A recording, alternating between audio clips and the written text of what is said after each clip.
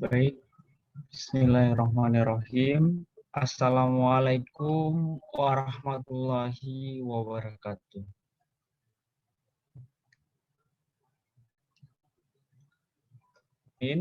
Wa bihi nasta'in ala umuri dunya waddin. Wassalatu wassalamu ala asrafil anbiya'i wal mursalin. Wa ala alihi wa ashabihi ajma'in amma ba'du. Yang kami hormati Saudara Raifan Bagas Setia Kurniawan, selaku Ketua Himpunan Mahasiswa Program Studi Tadris Biologi UIN Syarif Hidayatullah Jakarta beserta jajarannya. Dan yang kami hormati teman-teman yang insya Allah dalam keadaan sehat walafiat. Amin.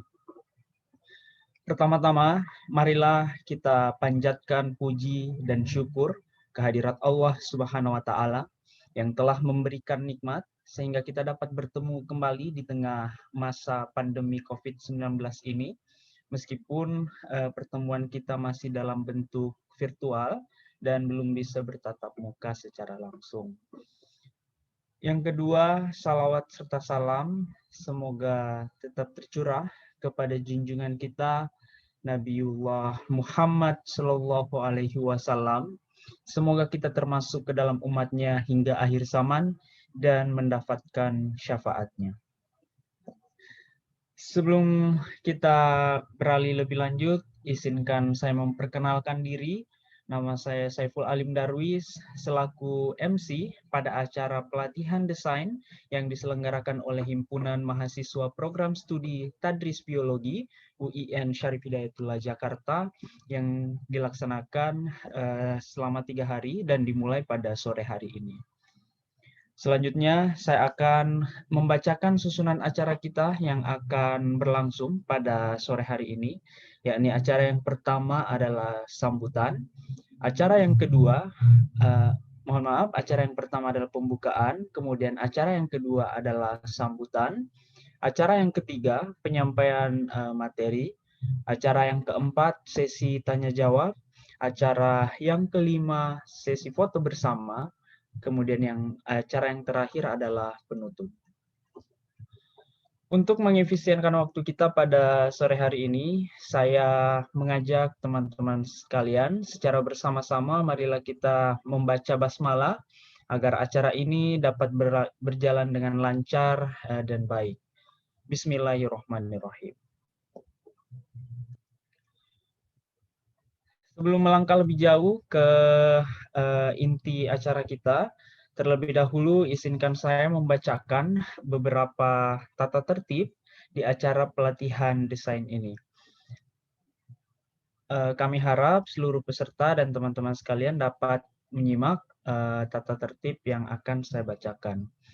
Yang pertama, peserta diwajibkan mengisi presensi pelatihan desain melalui Google Form yang dikirimkan melalui panitia di kolom chat. Kemudian yang kedua, setiap peserta maupun panitia wajib menggunakan format nama lengkap yang telah ditentukan. Contoh, jurusan, underscore, nama peserta.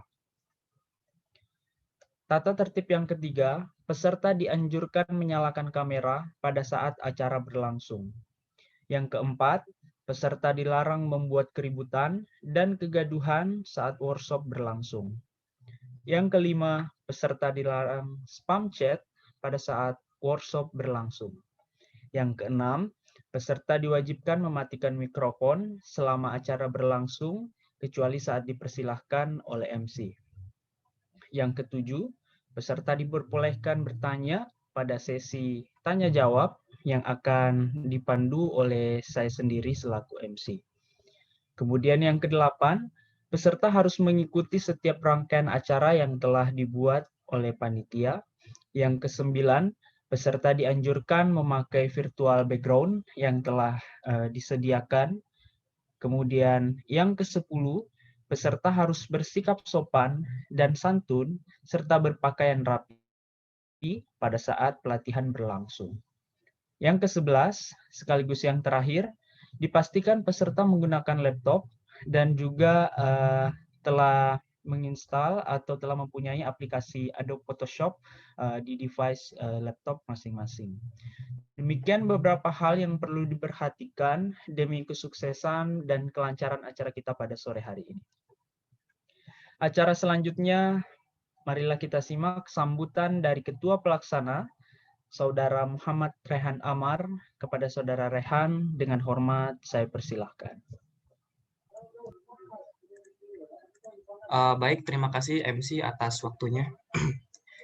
Assalamualaikum warahmatullahi wabarakatuh.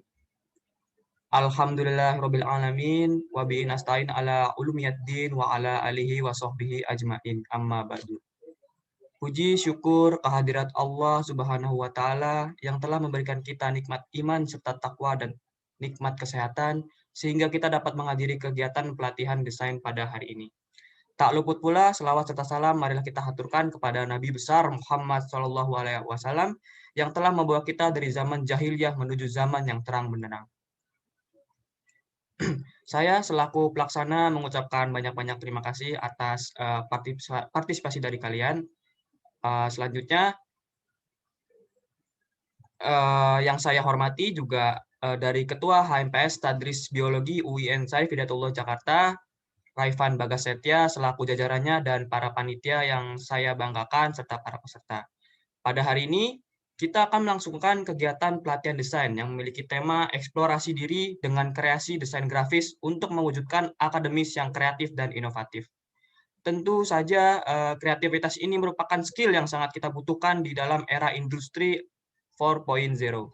Oleh karena itu, dengan pelatihan desain ini diharapkan para peserta dapat meningkatkan skill kreativitasnya dengan cara membuat desain grafis. Semoga apa yang kita pelajari di hari ini dapat bermanfaat di dalam kehidupan ke depannya. Tetap semangat dan mantap jiwa. Wassalamualaikum warahmatullahi wabarakatuh.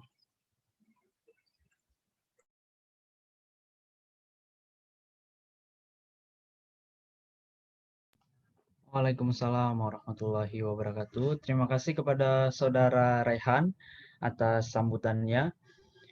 Kemudian kita akan beralih ke acara selanjutnya, yaitu acara inti kita pada sore hari ini, yakni penyampaian materi. Sebelum itu, saya akan membacakan CV singkat dari pemateri kita kali ini, yaitu Saudara Aliza Ashar Awaludin.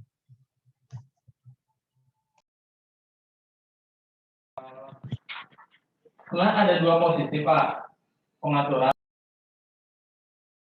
Satu. Ya. Assalamualaikum warahmatullahi wabarakatuh. Selamat sore buat teman-teman sekalian. Perkenalkan, saya Azhar ya. Insya Allah yang akan sharing bersama teman-teman di Photoshop pada sore hari ini. Gimana kita langsung mulai aja, Mas Rehan atau Mas Samsul, Saiful? Ya, mohon maaf Kak. Sebelumnya kita akan membacakan CV dari Kakak terlebih dahulu. Oke, baik.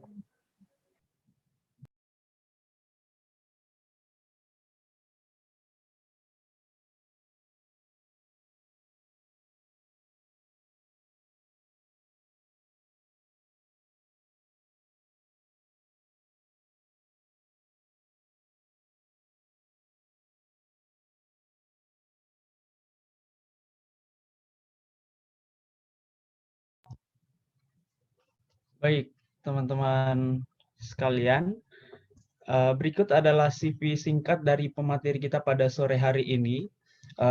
Pemateri kita bernama lengkap Aliza Ashar Awaludin, seorang marketing komunikasi beralamat di Kelapa Nunggal, Kabupaten Bogor, Indonesia. Kemudian dua pendidikan terakhir beliau ditempuh di SMK Muhammadiyah II Cilengsi, pada jurusan Teknik Komputer dan Jaringan, kemudian melanjutkan pendidikan di Universitas Mercu Buana, Fakultas Desain dan Seni Kreatif. Keahlian beliau, 3 diantaranya adalah video editing, kemudian desain grafis, dan juga fotografi. Adapun beberapa pengalaman beliau di beberapa tahun terakhir ini, Di antaranya pada tahun 2014 sebagai layoutters pada CV Trisens Media, kemudian pada 2015 sebagai project designer pada PT Cipta Citra Media, 2015 sampai 2016 sebagai desain grafis pada PT Rizka Hari Tour and Travel, kemudian pada 2017 sebagai R&D staff pada brand Blackley and Inviclo, kemudian pada tahun 2018 sampai sekarang beliau bekerja sebagai marketing komunikasi di PT Rizka Hari Tour and Travel. Demikian CV singkat dari Mas Ashar. Luar biasa ya pemateri kita pada sore hari ini. Tanpa berlama-lama lagi, oh iya, sebelum kita memulai masuk ke materi, perlu saya sampaikan kepada teman-teman para peserta bahwa para peserta diperbolehkan untuk menyimak materi ini sambil membuka aplikasi Photoshop-nya. Jadi dipersilahkan teman-teman untuk mengeksplor lebih jauh materi yang disampaikan secara langsung. Baik, dengan hormat saya persilahkan kepada Mas Ashar untuk menyampaikan materi pada workshop kita kali ini. Baik, makasih Mas Saiful Alim udah dengan detail ya menjelaskan CV atau portofolio saya. Oke, langsung aja. Pertama kita akan pengenalan di tool Photoshop.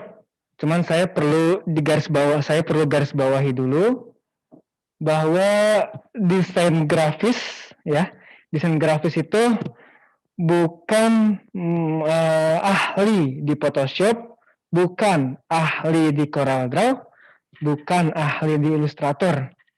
Ya, itu cuman alat aja. Itu perantara kreatif kita dari kepala ke bentuk visual. Desain grafis bisa di mana aja, pakai alat apa aja, itu bebas. Misalnya mau pakai Canva yang sekarang lagi hits, itu juga bisa. Atau mau pakai PowerPoint juga itu bisa. Atau lebih ekstrem lagi pakai Paint, itu juga bisa. Intinya desain grafis bukan stuck di Photoshop, bukan stuck di CorelDRAW, bukan stuck di Illustrator. Tapi gimana caranya membuat informasi yang ada di kepala, yang ada di lisan berbentuk visual. Bisa dalam bentuk tulisan, bisa bentuk gambar. Itu yang disebut desain grafis menurut saya. Itu lebih sederhananya. So, banyak cara untuk bisa membuat desain atau membuat layout atau membuat tata letak gitu. Salah satunya kita belajar di Photoshop yang akan dilaksanakan pada hari ini atau pada sore hari ini. Oke, kita mulai ya. Teman-teman udah standby di Photoshop ya. Udah standby di Photoshop, saya coba share screen dulu. Sebelumnya, mohon maaf, saya ada di kantor juga sambil ada kerjaan juga. Jadi mohon maaf kalau misalnya ada suara yang kurang jelas ya. Oke. PowerPoint saya kelihatan dengan jelas ya. Kelihatan dengan jelas? Kelihatan ya? Oke, baik. Terima kasih. Oke. Pelatihan desain grafis season 1. Karena kita ada 3 season ya. Pertama, fungsi tools Photoshop. Ini background saya. Tadi sudah dijelaskan dengan detail ya. Lalu, apa itu desain grafis? Tadi sudah saya sebutkan di awal, sederhananya adalah menuangkan ide dari isi kepala atau dari lisan berbentuk visual. Bisa berbentuk teks atau gambar. Itu sederhananya. Tapi kata Om Wikipedia, desain grafis adalah proses komunikasi menggunakan elemen visual seperti tipografi, fotografi, serta ilustrasi yang dimaksudkan untuk menciptakan persepsi suatu pesan yang disampaikan. Nah, itu kalau kata Om Wikipedia. Apa itu tipografi? Tipografi itu susunan kata, susunan font, susunan tulisan. Nah, ini tulisan nih disebut dengan tipografi. Oke. Fotografi ya seperti pada umumnya kita memfoto, mengcapture untuk menjelaskan pesan yang mau kita sampaikan. Itu disebut dengan fotografi. Desain grafis itu muncul di Indonesia itu tahun 1950. Ini saya perlu ini dulu ya, perlu pembukaan dulu supaya kita satu persepsi gitu, nggak langsung ujuk-ujuk atau bahasa Cilangsinya ujuk-ujuk gitu ya, atau nggak tiba-tiba langsung ke Photoshop gitu. Jadi desain grafis itu di Indonesia itu mulai tahun 1950 gitu ya, dinakodai sama sekolah tukang reklame. Ya dulu tuh udah ada universitas atau sekolah yang mengembangkan desain grafis di Indonesia. Di tahun 1950 nama sekolahnya tukang reklame. Ya, terus berubah di 1969 menjadi ASRI atau STSRI atau Sekolah Tinggi Seni Rupa Indonesia. Kalau sekarang kalau kita lihat jurusan-jurusan desain grafis sekarang udah terpecah ya, udah banyak yang fokus, udah banyak yang spesialis. Yang desain grafis nggak cuma satu aja sekarang, ada DKV, desain komunikasi visual, ada desain produk, terus juga ada UI atau UX design dan lain sebagainya. Terpecah sekarang karena kebutuhannya semakin mengkerucut. Jadi perlu ada spesialis-spesialis di bidangnya. Tapi tetap kerucutnya ada di seni grafis. Oke, kita lanjut. Nah, ketika kita membuat desain, ya, apa sih yang harus kita siapkan gitu? Apa yang harus kita buat gitu ya sebelum masuk ke software atau sebelum masuk ke toolsnya, yaitu Photoshop atau CorelDRAW atau Illustrator. Harus ada catatan penting kalau kita sebutnya sebagai mapping atau mood board-nya atau kita bisa sebut prosesnya, yaitu judulnya apa nih yang mau kita sampaikan. Jangan sampai semua pesan yang mau kita tulis atau kita tuangkan di sebuah desain itu semuanya dimasukin gitu, sehingga pas kita baca nggak terlihat ya. Jadi nggak semua tulisan-tulisan harus dimasukkan ke dalam desain, harus kita pilih-pilih dulu. Nah, dari dipilih-pilih terangkailah satu buah desain. Ada susunannya, jadi di desain itu ada susunannya. Pertama yang lebih sering dipakai itu judul pesannya. Jadi setiap kita membuat desain, pastikan selalu ada judul pesannya. Kalau kita bikin artikel ya, bikin penulisan itu pasti ada judulnya. Tujuannya untuk apa? Kalau misalnya kita post di sosial media atau kita cetak ya untuk outdoor, gimana caranya supaya orang itu bisa melihat? Gimana caranya supaya orang itu fokus ke desain kita? Meskipun hanya 5 detik, 4 detik, bahkan sedetik gitu ya. Gimana caranya supaya orang bisa melihat desain kita? Kuncinya ada di judul pesan. Ya, kuncinya ada di judul pesan di sini. Kalau judul pesannya nggak terlihat, terus warna fontnya sama backgroundnya nyaru atau mirip warnanya, jelas orang akan abaikan gitu. Kuncinya di situ. Jadi sebelum membuat desain, pastikan judul pesannya itu unik atau clearly atau jelas. Ya, harus clearly judulnya. Fasilitas dan layanan yang tetap berjalan saat PSBB. Nah, ini sebagai judul pesannya. Setelah judul pesannya, kita harus buat isinya. Saya yakin isinya yang ada di sini nih, meski dilakukan tuh supermarket, fasilitas pelayanan, fasilitas umum, terus tempat atau fasilitas umum, ini pasti sudah dirangkum. Nggak mungkin di copywriting-nya atau tertulisnya dari 4 paragraf, semuanya ditulis jadi satu desain. Pasti nggak mungkin. Pasti dari beberapa paragraf dirangkum sama dia untuk masuk ke dalam sebuah desain. Ini nanti akan bermanfaat ketika teman-teman membuat flyer atau pamflet, entah nanti di sosial media ataupun di cetak. Nggak cuma sekedar bikin desain, tapi gimana caranya informasi ini tersampaikan ke penonton atau ke audiens. Tujuannya itu.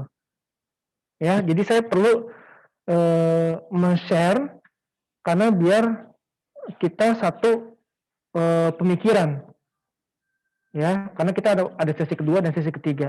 Dan ini adalah tahap awal untuk membuat sertifikat, untuk membuat flyer, untuk membuat poster, bahkan kalau misalnya teman-teman mau membuat logo pun ini sebagai langkah awalnya. Yaitu pesannya yang mau kita sampaikan apa?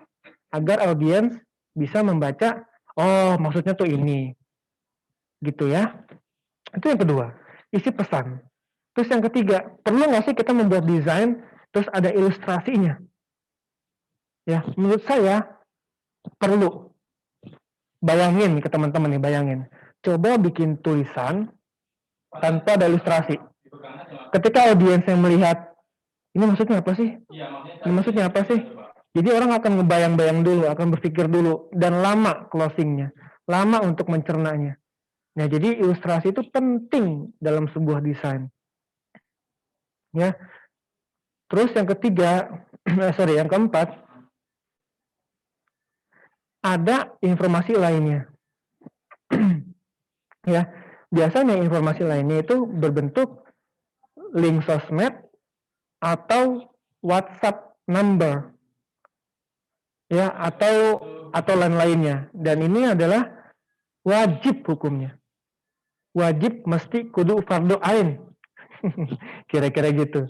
Jadi informasi lainnya ini penting sekali dalam sebuah flyer, sebuah brosur, sebuah pamflet, sebuah desain. Ya, entah nanti dicetak atau di sosmed, informasi lainnya perlu. Kenapa perlu gini?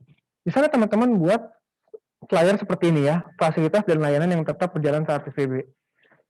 Udah baca nih dari awal nih, runut nih ya, dari judul ke isi, terus ngelihat ilustrasinya, oh tentang ini, oh tentang ini. Terus kalau misalnya mau info selengkapnya lihatnya kemana? Kan bingung kalau misalnya nggak ada informasi lainnya. Jadi informasi lainnya itu sebagai directly, informasi lanjutan dari postingan ini. Oke ya, sampai sini ketangkep ya. Nah, yang terakhir untuk nge-branding. Biasanya sebuah flyer ada logo. Kecuali kalau misalnya brand kita udah kuat banget ya.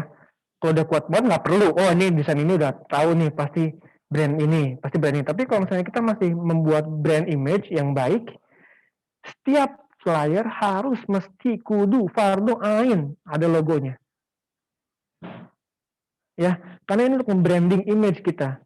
Oh flyer ini tuh dari si ini, dari si Anu, dari si brand Anu, dari si brand Anu. Ini penting sekali hukumnya. Ya bagi saya ya. Tapi ada juga desain-desain yang tidak pakai logo. Karena itu pertimbangannya karena space atau clearly atau apa?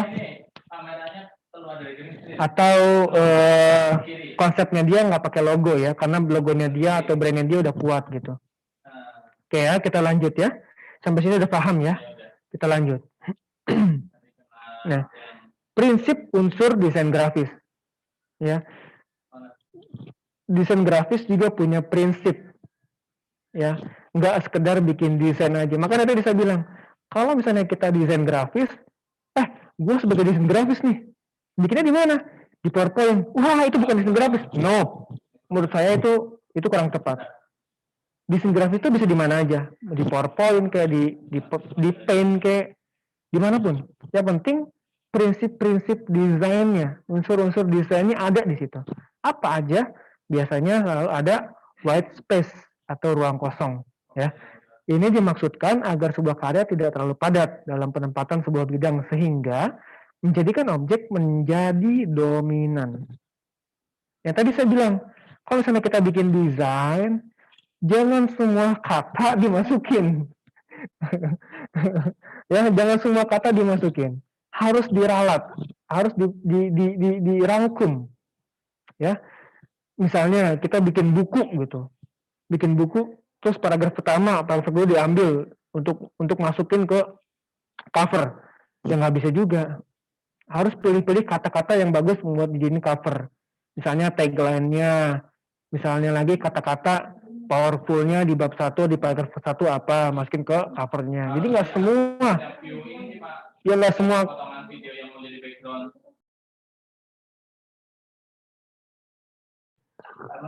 Oke.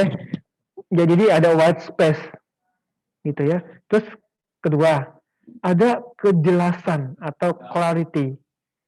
Kejelasan atau clarity mempengaruhi penafsiran audiens akan sebuah karya.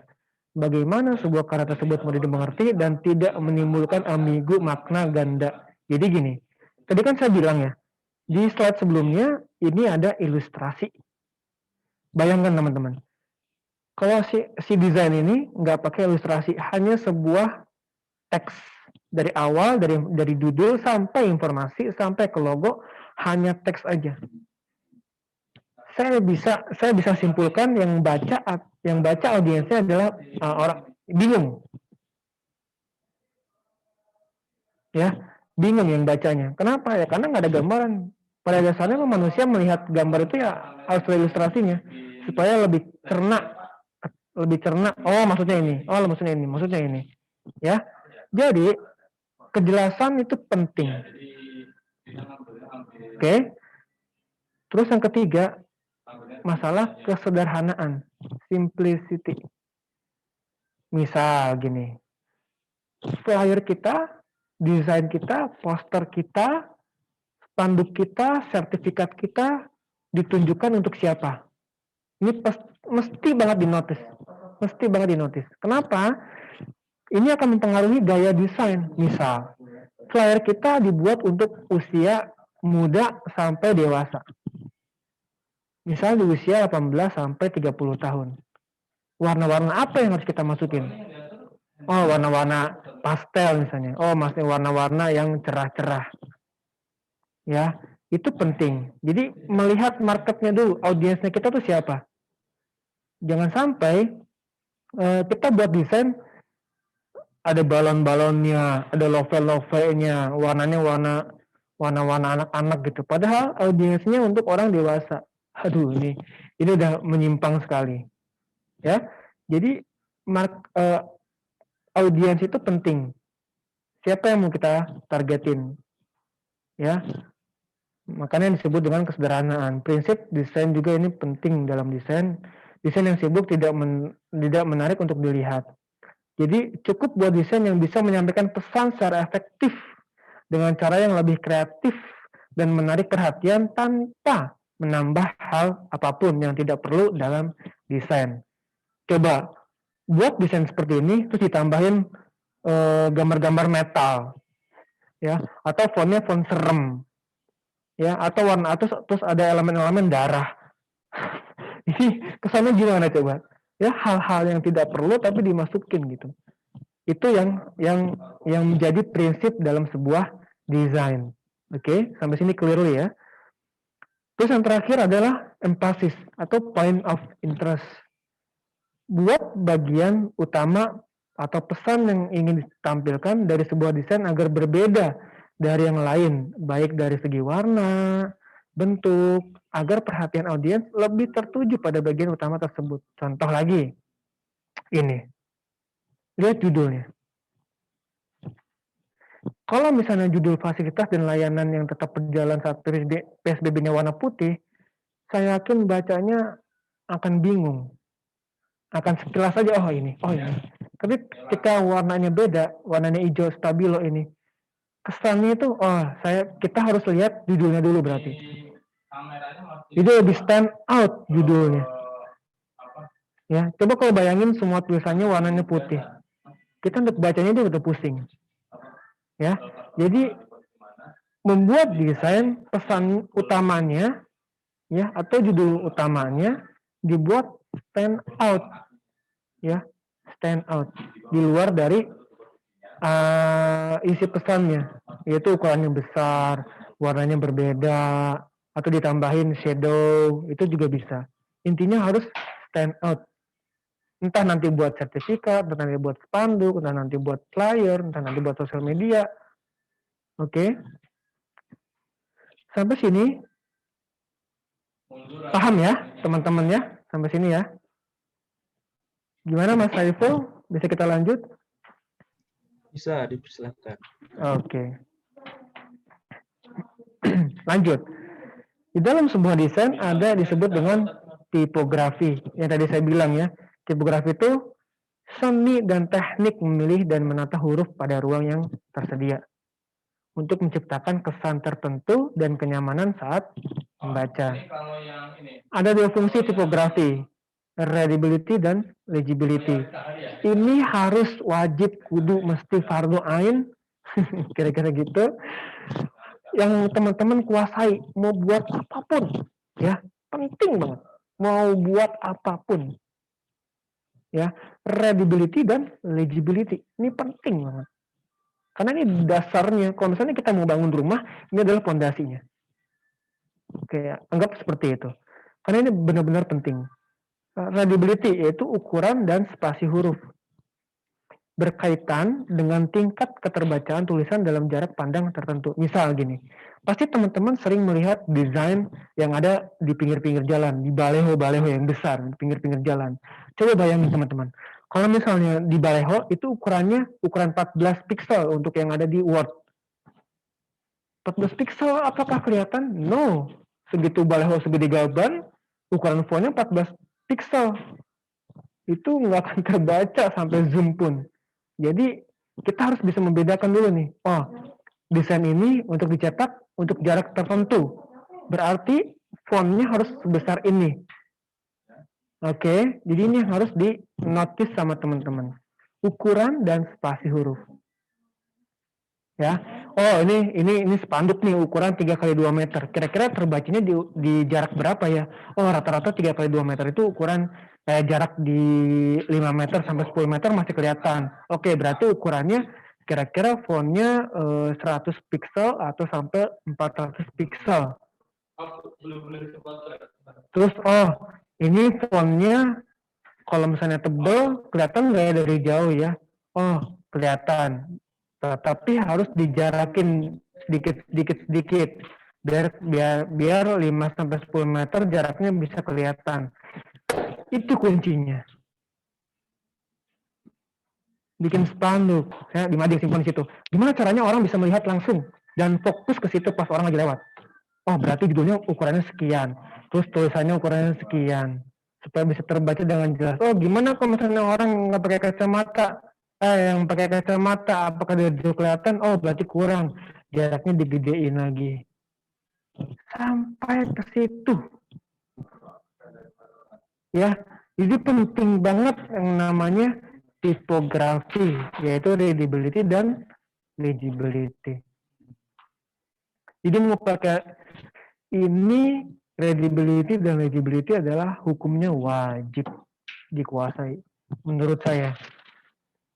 Ya, lanjut, legibility jenis tulisan dan warna merupakan tingkat kemudahan mata untuk mengenali suatu tulisan. Oke, sebentar. Oh, masih ada 19 menit lagi. Hal tersebut dipengaruhi oleh kerumitan desain huruf, penggunaan warna, dan frekuensi. Jenis tulisan dan warna. Tadi kita udah bahas ya di awal ya, yaitu di sini. Oke, harus tahu dulu audiensnya siapa, supaya bisa menentukan gaya font, gaya tipografinya atau gaya fontnya itu seperti apa. Kita lanjut. Nah, di tipografi juga banyak jenis. Itu banyak jenisnya. Yang saya lihat nih, yang teman-teman pakai nih, yang di belakang nih, yang di belakang jadiin backdrop atau jadiin background. Ini namanya script. Ya, karena huruf sambung. Ya, yang dipakai sama teman-teman ini, yang pedes nih, yang pelatihan desain, ini pakainya jenis script. Ya, Tapi di luar dari script itu banyak sekali. Salah satunya adalah serif. Serif adalah jenis font dasar dalam dunia tipografi karena memiliki kaki di setiap akhir hurufnya. Serif nih. Ini serif nih. Kaki ya, jenis karena memiliki kaki nih. Ini kakinya. Ini kakinya. Ini kakinya. Ini kakinya. Oke. Sans serif. Kebalikan dari font serif. Sans itu berarti nggak punya kaki. Itu ini.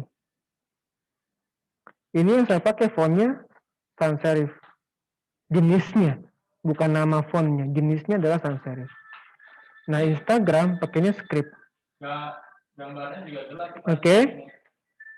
Nah, yang Disney, teman-teman pasti sering lihat. Itu jenis font apa sih? Apakah beli sendiri? Apakah buat? Apakah beli? Apakah gimana? Mereka buat di luar dari di luar dari Dari videonya, Pak. jenis-jenis font yang udah ada. Videonya Makanya dia buat cuma ada seperti ini dan kita sebut sebagai dekoratif, sebagai tambahan ornamen-ornamen gitu ya. Karena di luar dari jenis-jenis font yang udah ada. Oke.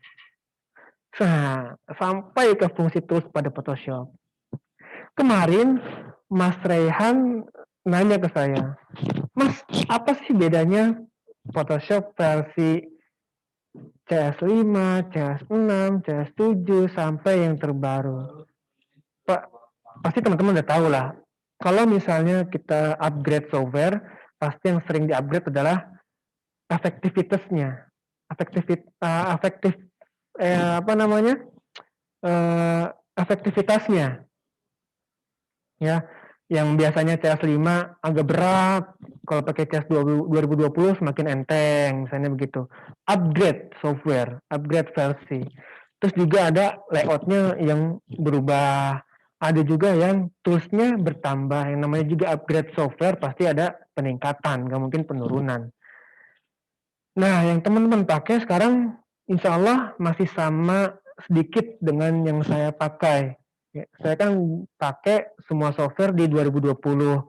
Salah satunya di Photoshop juga di 2020. Nah, di 2020 juga sama layoutnya seperti ini semua, cuman yang beda adalah tools-nya. Ya, yang ada pertambahan atau ada pengurangan. Misalnya kalau di CS 2020 tools-nya misalnya ada 3D text misalnya. Terus di CS5 atau CS6 belum ada. Saya juga belum tahu sih CS5 CS6 ada 3D text atau enggak. Tapi kayaknya di 3D text ini adanya mulai dari CC atau CS ada penambahan tools ya. Oke, kita mulai. Di Photoshop ya, fungsi tools pada Photoshop teman-teman pasti udah sering main Photoshop, saya yakin. Nah, di atas, di sebelah kiri atas, itu ada area menu Photoshop. Ya, di sebelah kiri warna hijau, ini area tools. Saya sebutnya area tools biar sederhana, biar kita semuanya satu frekuensi. Yang kanan bawah itu area layer yang warna kuning nih. Oke. Yang terakhir, warna merah ini area project design. Jadi kalau misalnya project kalian banyak nih, ini tab ini akan banyak nih. Misalnya project desainnya ada 5, berarti tab ini ada 5, tab ini ada 5. Tapi semakin banyak project desainnya, semakin berat Photoshop-nya. Oke, jadi Photoshop harus menggunakan RAM yang cukup untuk mengangkat software ini. Minimalnya ada di 4 GB. Itu pun semua aplikasi harus di-close kalau mau pakai Photoshop. Karena RAM 4 GB ngangkatnya udah ngep ya, karena Photoshop terbaru itu sedikit memakan RAM. Ya, namanya aplikasi desain pasti memakan RAM gitu ya. Cuman sedikit lebih berat aja jadinya karena 2020 terbaru. Ya, jadi sampai sini kita bisa lanjut ke praktek. Gimana Mas Saiful?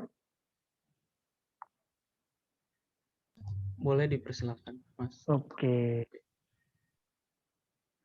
Untuk teman-teman kalau misalnya saya kecepatan, tolong bilangin ya, supaya saya bisa memperlambat ya. Kalau misalnya saya kelambatan juga saya bisa percepat gitu. Oke, saya sharing, saya scan lagi.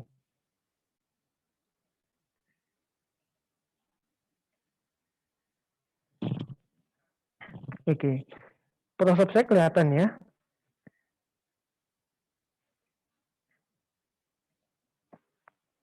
Oke. Kemarin, sorry bukan kemarin, tadi pagi kalau seingat saya kasih materi ke teman-teman ya.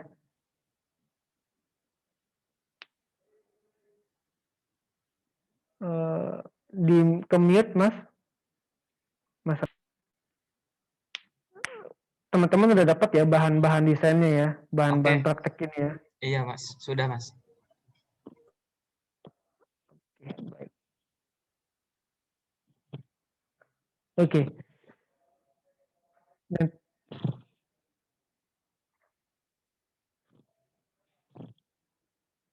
Oke, kita mulai ya. Oh, Ya mas, baik suaranya mas. delay nih sebentar. Cek. Oke, sip.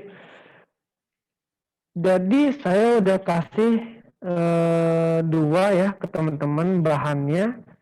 Pertama adalah ini, yang kedua adalah ini. Persija saya akan kasih Persija. intermezzo bercanda. Oke. Tadi saya bilang ya di atas ini ada menu, ada file, edit, image layer, select, filter, 3D. Kalau nggak tahu ya kalau CS 2018 ke bawah apakah ada 3D text-nya. Nah, sebelah kiri juga ada tools ya. Toolsnya ada rectangular, mercury tool, poligonal, dan lain sebagainya. Nanti saya nggak bisa sebutin satu persatu, nggak bisa juga ngejelasin praktek satu persatu karena terlalu banyak ya. Biasanya sebagai defaultnya si Photoshop. Lalu di paling bawah sebelah kanan itu ada layer. Oke, kita lanjut ya. Nah, di sini saya mau kasih ini dulu nih ya. Coba silakan teman-teman praktek, buka Photoshopnya, buka project ininya, file gambar yang saya kasih, bukanya di file open ya, pilih gambarnya ya, nanti muncul seperti ini. Saya mau tanya dulu sama teman-teman, ada yang udah pernah pakai Photoshop? Mas Saiful atau pernah? Pernah ya? Saya pernah mas. Iya, pernah. Gimana caranya untuk menghapus background ini? Pakai apa? Kalau saya biasanya pakai select tool mas. Select tool? Iya, yang itu mas biasanya. Yang ini? Iya, Magic Wand tool. Pakai apa? Select tool tuh yang mana? Yang quick selection tool mas. Oh ini. Iya betul. Ini tuh kamu areain gitu ya? Iya. Oke. Selain itu pakai apa? Selain itu pakai pen tool. Pakai pen tool, pakai ini. Iya betul. Terus diikutin kontur badannya gitu ya, gini gitu ya? Iya betul mas. Oke. Ini lama sekali mas. Saya juga dulu pakainya begitu, pakai pen tool. Satu-satu saya cut satu-satu ikutin badan, dan itu nggak bisa rapih karena kita harus detail sekali per jaraknya itu kita harus detail sekali. Cara termudahnya pakai Magic Wand tool ya, posisinya di tools nomor 4 nih, 1, 2, 3, 4. Di klik kanan Magic Wand tool. Oke. Magic Wand tool, pilih select and masking ya, pilih Magic Wand tool, Kalau nggak ada, kalau misalnya tampilannya seperti ini, tinggal klik kanan, pilih Magic Wand Tool. Pilih area Select and Masking. Ya. Nah, jadi seperti ini. Udah seperti ini, klik Select Subject. Nggak nyampe 10 detik, background hilang semua.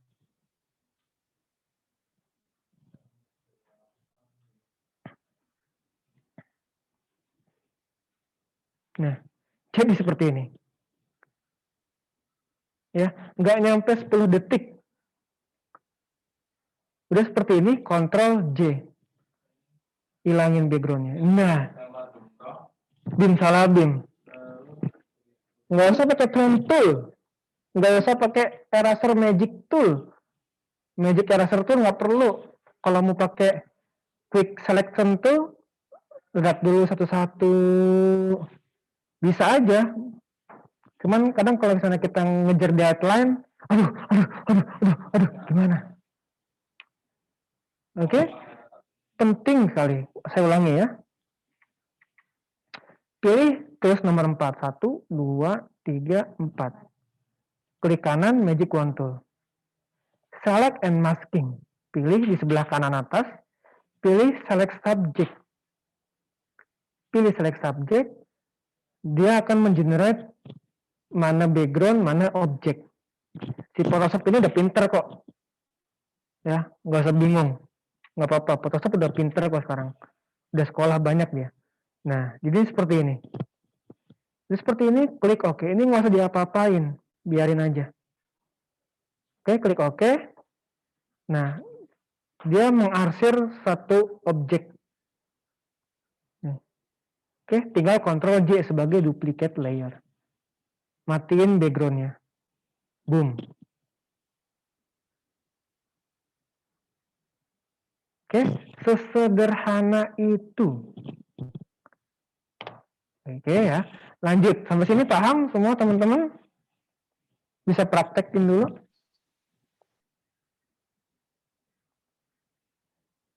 Oke ya, kalau nggak ada berarti saya anggap semuanya bisa ya, semua udah bisa praktek ya. Oke, lanjut. Udah bikin udah hapus background, ya tinggal kasih background lainnya aja. Lihat detailnya. Tuh. Lihat detailnya. Tuh. Semua konturnya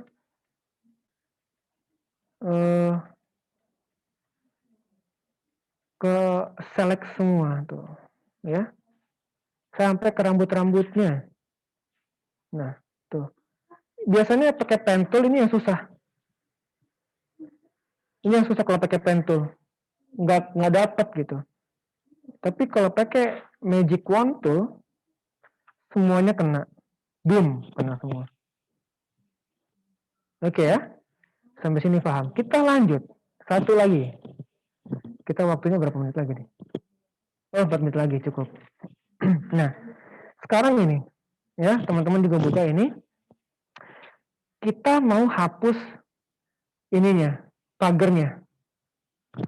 Ya, hapus pagernya biasanya pakai apa? Banyak orang pakai spot healing atau pakai stem, clone stem.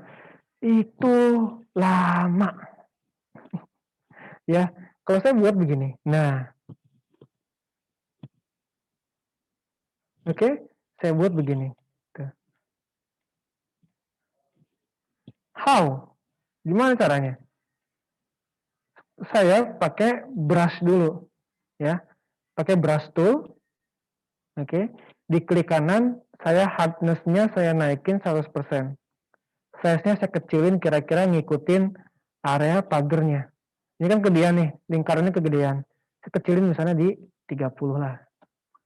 Nah, kira-kira cukup segini. Oke, lalu saya bikin layer baru. Di area layer, saya klik plus. Nah, oke, jadi ada 2 layer. Layer 1 buat dari di serigala, layer yang satunya lagi kosong.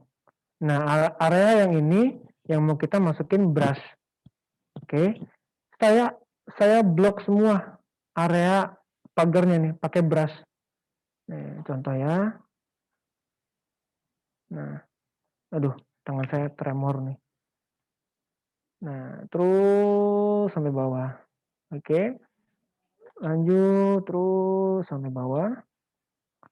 Ikutin terus sampai bawah. Terus, sorry. Satu-satu. Sorry.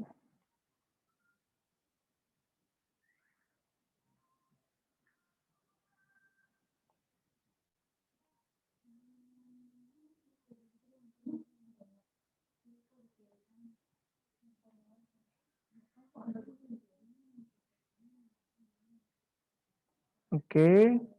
Dikit lagi, mohon bersabar. Ini lagi ujian. Nah, ini kan kekecilan nih. Saya gedein dikit. Nah, gedein dikit. Ikutin lagi kontur dari pagernya. Terus, pokoknya sabar banget deh ini. Pelan-pelan. Nah, pelan-pelan. Satu lagi. Nah, dikit lagi. Oke. Balikin kursornya ke nomor pertama. Oke, jadi ada 2 layer nih, tuh. Ya. Ada 2 layer. Di sini layernya kalau dimatiin juga bisa kelihatan. Nah, udah seperti ini, saya kembali ke serigala. Ke layer serigala. Saya tahan ALT. Ya. Saya tahan ALT, Ctrl CTRL. Atau kalau di MacBook itu command. Ya. Ctrl, klik. Nah, lihat sebelah kanan bawah, ikonnya berubah, ikon kursor saya. Ya, kursornya berubah, diklik layer brush-nya. Nah, jadi begini. Oke, setelah begini, pergi ke menu edit, ya, pilih content aware fill, diklik, dan sebelah kanan sini lihat, lagi loading, maklum laptopnya kentang. Ya, lama banget, sebentar. Ya, masih lama, sebentar. Nah, oke. Udah seperti ini, kita klik oke. Ya, ingat ininya nggak usah dirubah-rubah. Sampling areanya udah biarin, auto udah biarin, new layer udah biarin, nggak usah dirubah. Tapi kalau mau explore atau anaknya aktif nih, rubah-rubah nggak apa-apa. Tapi udah defaultnya aja lah. Ya, default aja, klik OK. Oke, masih begini, kita kontrol dia untuk matiin select layernya. Oke, matiin. Nah, oke, sampai sini sudah kelihatan nih. Tinggal kita rapihin. Ya. Layer yang tadi, nah tuh, ya. Di stem sama dia. Karena saya tadi ngarsirnya nggak rapi. Nah, seperti ini, kita tahan shift, pilih 2 layer. Pilih layer yang tadi, ya, sama yang serigala. Oke, klik kanan, merge layer. Digabungin lah. Ya, digabungin. Udah seperti ini, nah udah mati nih. Udah mati, baru pilih spot healing brush tool. Baru kita stem satu-satu. Stem satu-satu. Kita stem lagi. Kita stem lagi. Terus di stem lagi. Sampai semuanya. Nah. Begini. Ya, ini baru background. Gimana kalau ini? Kalau yang susah. Nah, yang begini kan nggak bisa nih. Tuh. Lihat bedanya nih. Kalau saya stem, pakai spot healing brush tool, saya klik ininya, nah berubah nih, beda, area objek, area desainnya beda. Lalu saya ganti pakai healing brush tool, dia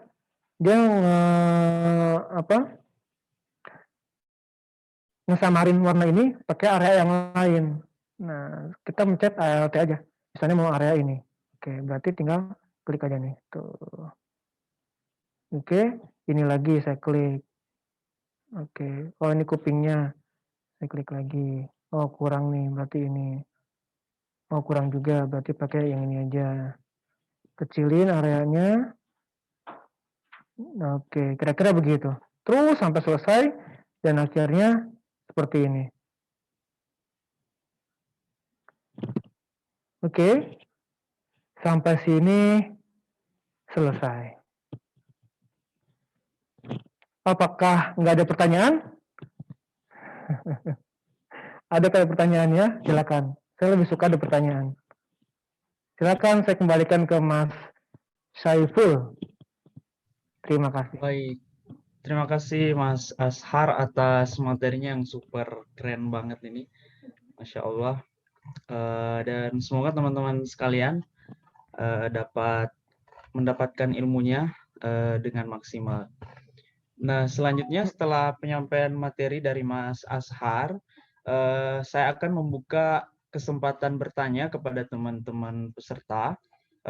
Untuk itu, saya persilakan kepada teman-teman peserta untuk menggunakan fitur raise hand untuk mengajukan pertanyaannya. Kemudian diharapkan pula teman-teman untuk open kamera saat bertanya. 3 kesempatan saya persilakan.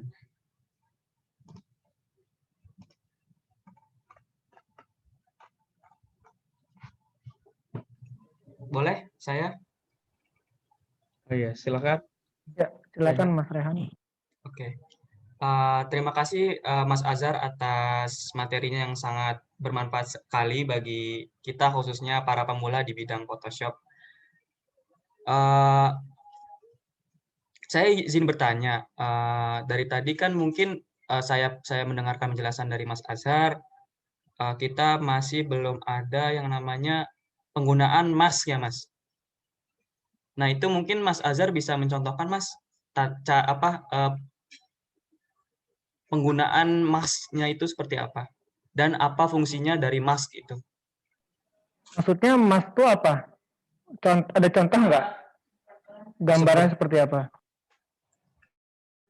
Seperti yang ada biasanya di sebelah solid color, kita misalkan seperti membuat solid color, nah di sebelahnya kan ada mask ya, masking. Nah itu biasanya fungsinya untuk apa ya Mas?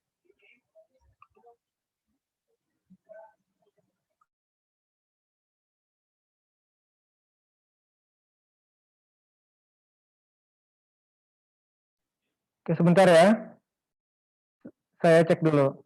Iya Mas.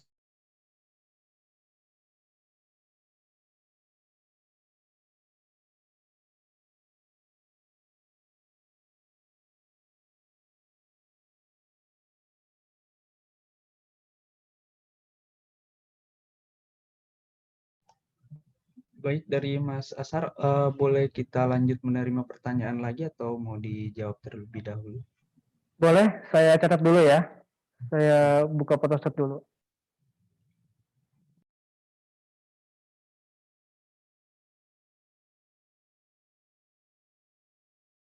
Ya, boleh Mas, lanjut dulu Mas.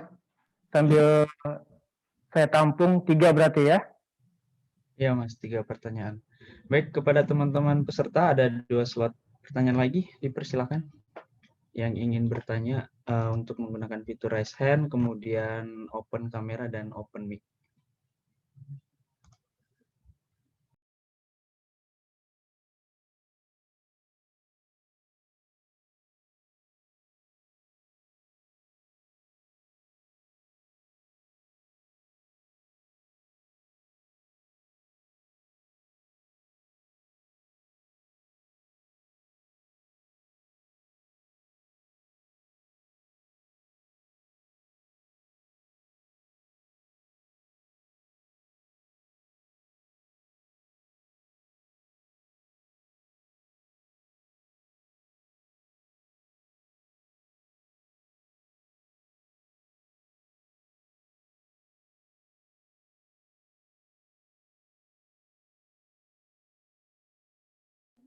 Oke, ada lagi pertanyaannya?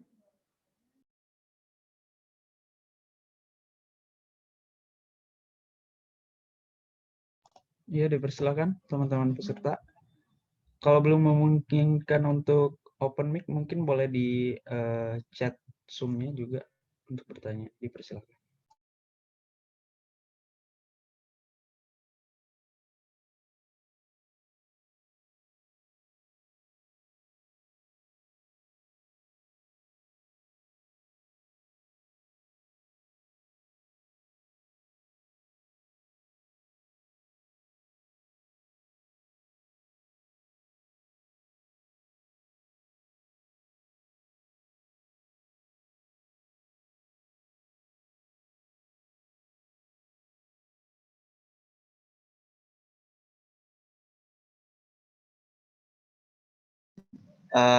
Mungkin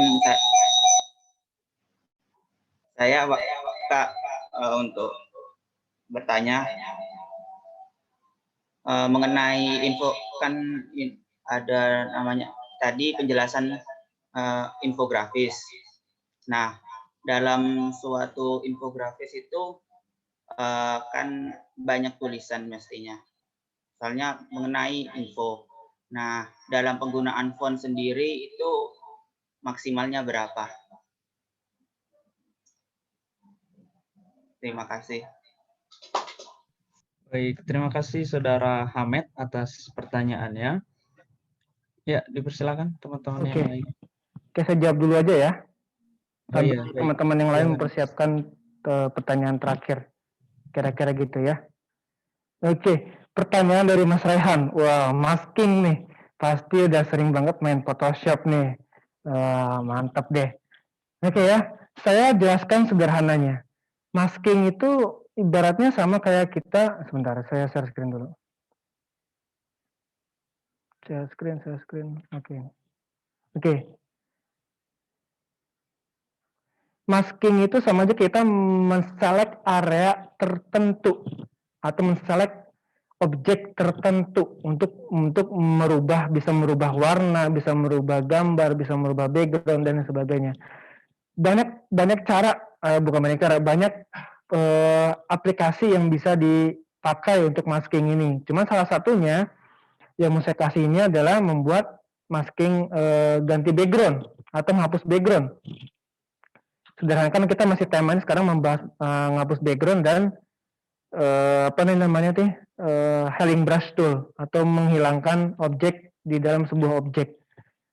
Kalau misalnya kita mau menghapus background, biasanya kan pakai area gini, area pakai magic wand tool atau pakai quick selection tool, area begini gitu ya. Bisa juga pakai magic eraser tool. Kalau misalnya warnanya sama, tinggal hapus-hapus aja. Tapi lihat areanya, area objeknya. Semuanya nggak terarsir dengan sempurna. Terus ada lagi pakai pen tool. Yang tadi Mas Rehan bilang saya sering pakai pen tool. Bisa juga. Ada cara lagi. Selain pakai itu, yaitu pakai masking atau area mask yang ada di sini. Ya, add layer mask, klik di sini. Diklik, nah ada 2 layer di sini. Ya, gambar backgroundnya atau gambar objeknya sama gambar flagger backgroundnya atau background keduanya. Ya, diklik aja, terus kita pilih brush, kita hapus. Nah, hapus sampai backgroundnya hilang. Salah satunya adalah itu fungsinya. Oke, bisa juga fungsi-fungsi lainnya kayak merubah warna untuk di kaos dan lain sebagainya. Cuman itu kepanjangan kalau dipraktekin. Nah, ini juga bisa begini terus gitu. Salah satunya itu.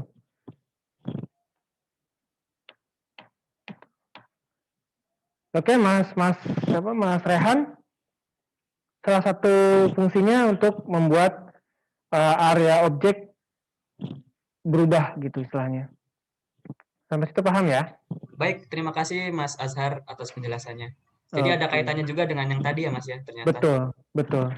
Biar nyambung aja kita. Iya. Oke, yang kedua tadi Mas Hamed ya. Oke. Yang gimana Untuk apa tadi pertanyaannya? Mengenai infografis, berapa font yang digunakan dalam infografis? Oke. Yang saya tahu nggak ada batasan Mas dalam sebuah desain. Satu desain itu nggak ada, cuman kita selalu buat yang kalau buat desain itu namanya mood board. Mood board itu untuk nentuin fontnya apa, warnanya apa. Saya share ini ya. Saya share Google Chrome. Bentar. Oke. Ini ya, coba nih. Mood board. Nah, pasti teman-teman sering lihat ini di Pinterest atau di Behance ya. Untuk membuat konsep desain, apakah kita memerlukan font banyak atau memerlukan warna yang banyak? Tergantung membuat mood boardnya. Jadi dalam sebuah desain itu ada berapa warna sih gitu. Ada berapa warna dan ada berapa desain, ada berapa font gitu. Semakin banyak font yang ada di sebuah desain, orang akan semakin bingung. Kalau saya standarnya satu buah desain bahkan sampai 1 bulan ke depan konsep desainnya cuma 2 font. Ya, jadi saya membuat desain untuk sosial media untuk 1 minggu ke depan atau untuk 1 bulan ke depan. Saya akan research dulu fontnya apa. Biasanya saya akan research fontnya di sini di Google Font. Ya, saya akan buat di sini.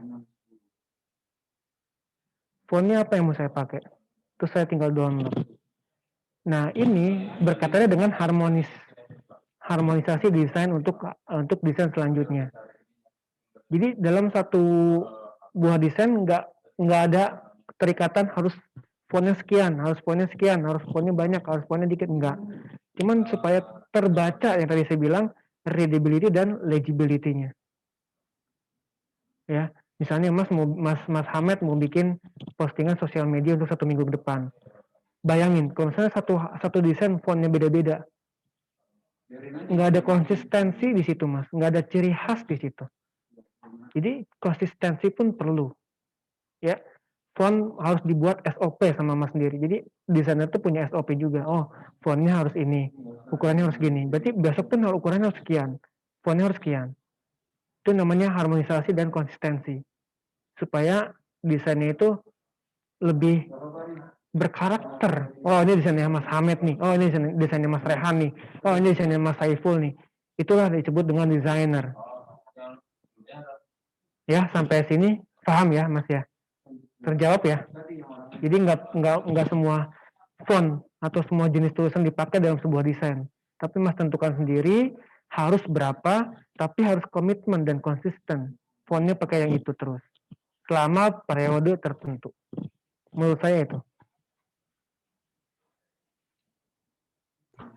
Baik, terima kasih Mas Ashar atas jawabannya. Dan kita sudah ada pertanyaan lagi nih di kolom chat. Saya akan bacakan dari Tebio_Siti Masruro. Izin bertanya, apakah Magic Wand Tools ini juga bisa menghapus background pada selain objek manusia?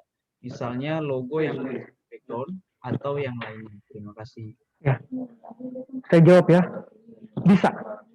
Kuncinya adalah ada di resolusi logonya.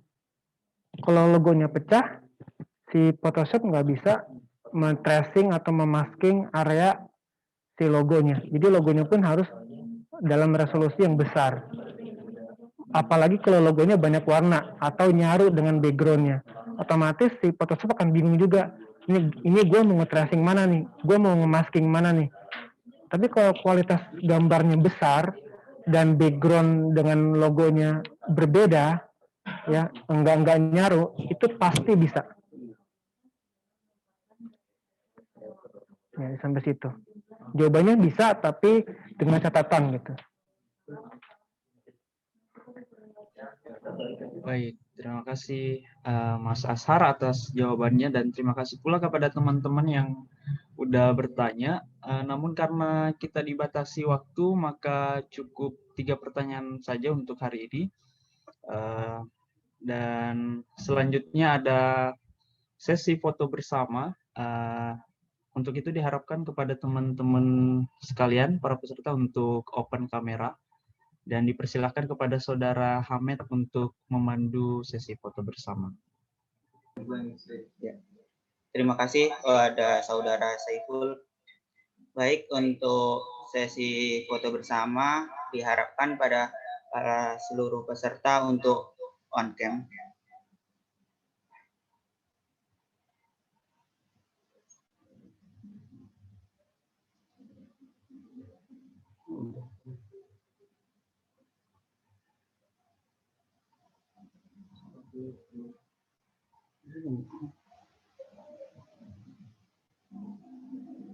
Yuk, untuk pada on cam yuk.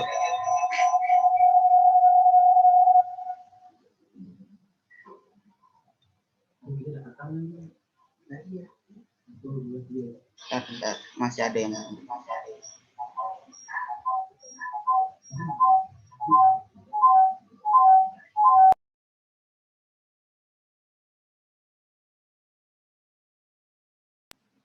baik, saya hitung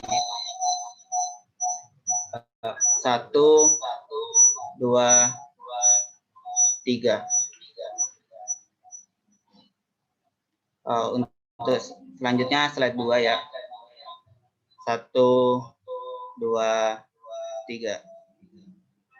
Oke, terima kasih kepada seluruh peserta. Saya kembalikan pada MC. Baik, terima kasih Saudara Hamed. Baik teman-teman sekalian, acara demi acara telah kita lalui bersama. Tentunya banyak sekali ilmu yang sudah kita dapatkan pada sore hari ini dari Mas Ashar. Semoga apa yang kita pelajari hari ini dapat membantu kita dalam berkarya, utamanya dalam desain grafis dan pastinya untuk meningkatkan skill desain kita. Nah, sebagai acara terakhir, marilah kita menutup acara pelatihan desain kali ini dengan bersama-sama mengucapkan hamdalah. Alhamdulillahirabbil alamin. Kemudian ada informasi kepada teman-teman bahwasanya jangan lupa untuk tanggal 15 hari Senin mendatang kita akan berjumpa kembali di pelatihan desain ini.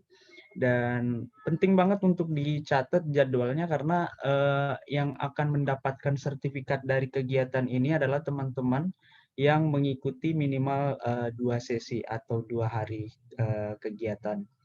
Dan yang paling spesial lagi, desain sertifikat terbaik dari kegiatan kita ini akan dijadikan sebagai sertifikat kegiatan pada pelatihan desain kali ini. Untuk itu sampai jumpa teman-teman semua di hari Senin tanggal 15 Maret 2021. Saya selaku MC Saiful Alim Darwis mengucapkan terima kasih kepada teman-teman semua. Mewakili seluruh panitia dan penyelenggara memohon maaf apabila ada sikap dan tutur kata yang kurang berkenan. Akhirul kalam, wabillahi taufik wal hidayah. Wassalamualaikum warahmatullahi wabarakatuh. Waalaikumsalam warahmatullahi wabarakatuh. Terima kasih, Kak. Ya, baik. Terima kasih.